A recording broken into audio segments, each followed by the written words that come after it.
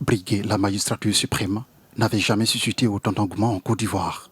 Après plus de 3 décennies de tripolarisation de la vie politique, 44 dossiers de candidature ont été réceptionnés à la Commission électorale indépendante CEI contre 33 dossiers en 2015 et 20 dossiers en 2010. Parmi les candidatures, plusieurs dissidents, des indépendants qui ont décidé de faire cavalier seul, des groupements politiques implosés par le feu de la mésentente. Il y a également ces élus portés par de grands électeurs. Puis, ces acteurs de la société civile, ceux qui ont surpris plus d'un en franchissant le perron de la CEI, sans toutefois avoir auparavant montré la moindre étincelle de leur ambition de devenir président de la République. Moi, quand je prends par exemple l'élection de M. Macron, on va dire que c'était un toka aussi qui est venu dans l'arène et puis bon, il a gagné. Ça peut exister en Europe, mais en Afrique, c'est pas sûr. Chacun pense qu'en se présentant, peut-être c'est la solution.